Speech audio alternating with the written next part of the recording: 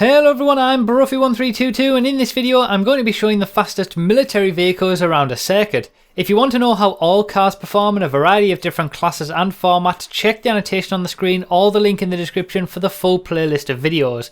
Now, unless otherwise stated, all of the vehicles here can't be stored in your garage, upgraded or used in a race. I've tested them by recreating my testing circuit in a deathmatch and using the vehicles available there.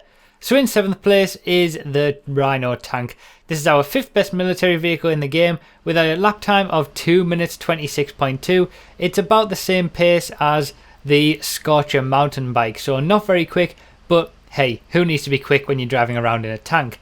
So the reason they'd say 5th place in military there is because two of the vehicles in this video are technically off-road vehicles, but they made sense to be put with the military vehicles based on what they're like really. So ahead of the Rhino tank in 6th place overall for this video, 4th best military is the Army trailer. This is basically a barracks semi put onto an army trailer, as you can see there. It's very big, very cumbersome.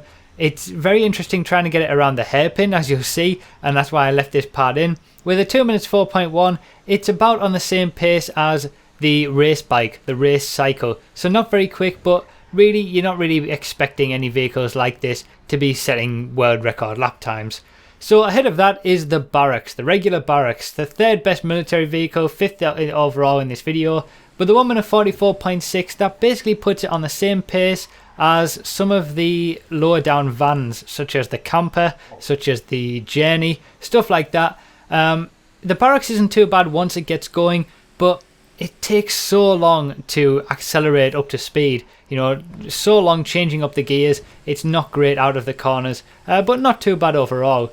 Just ahead of it is the barracks semi. So obviously this is what we've already seen, but without the trailer on the back. This gets a 1 minute 39.0, so a good 5 seconds quicker than the regular barracks. This really doesn't have very good brakes at all, you know, you've got to be careful on the brakes, but elsewhere it's not too bad, you know. It's quite cumbersome to get around the corners, but it's got a lot of power and a lot of torque, which you would expect because it has to carry around those trailers. So yeah, it's not too bad, doesn't get it too bad of a time. 2nd place overall for military, but the best military vehicle is the Canis Crusader. Now you can actually use this in a race. It's one of the default options in SUV races. You still can't store it or upgrade it or anything like that. It's a Pegasus vehicle, but that's why we've got a regular lap time from it, as you're seeing from the footage. A 126.7 is much quicker than what we've seen from any other military vehicle, and yeah, it's the best military vehicle in the game.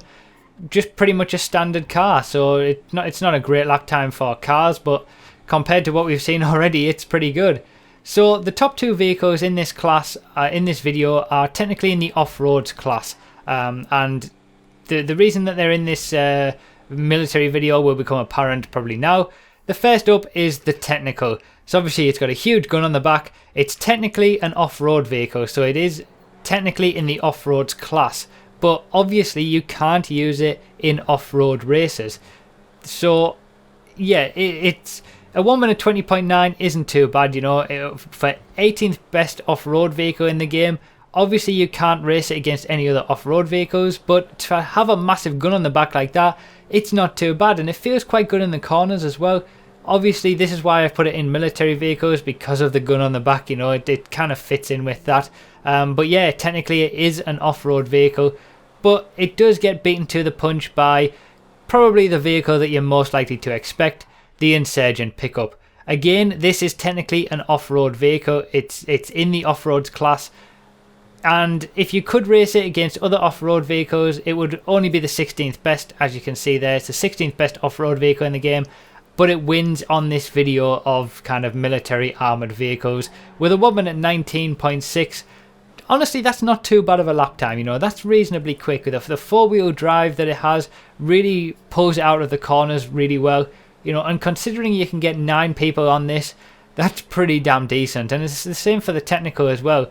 You know, you can get someone on the back shooting at people. It's not too bad considering how armoured these are in terms of the speed that they can get. So not too bad lap times there. There's certainly a lot worse, let's put it that way. And they feel quite nice to drive as well, you know. They're just reasonably cool cars to drive.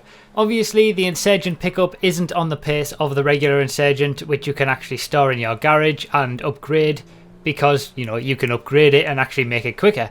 It's about 6 seconds slower, but for a Pegasus vehicle, both the Insurgent and the Technical are pretty quick and pretty impressive. So that's about it. That pretty much wraps it up for this military vehicles video. It's a shame that we can't use these vehicles in races, but that's the sort of thing that I'm going to be doing with this series going forward. We've got a lot of other things to cover, so that there's commercial vehicles, industrial, there's service vehicles, emergency vehicles, you know, things like fire trucks and police cars and ambulances and all that kind of stuff. I'm going to be testing all of those on this same track. Now, all of the lap times have been tested manually, but very accurately as well, you know, using frames and stuff like that in the editing software. So you can be pretty confident that all the lap times are accurate, as certainly as accurate as they could be. But yeah, that's the way that this series is going to be going. I'm going to be doing a lot of vehicles, so basically we will have tested every single vehicle in the game that it is pretty much possible to test. So yeah, let me know all your thoughts down below. Are you excited to see this series go in this direction? What vehicle class are you most excited to see? And again, you know, if you're new, you can feel free to subscribe for the updates and check the playlist down below for all the regular classes as well that you can actually race. Again, it is a shame that we can't actually race these. It would be really good if we could, but there you go. That's Rockstar for you. So thanks a lot for watching, everyone. I really do appreciate it. Be sure to leave a like if you enjoyed, and I'll see you next time.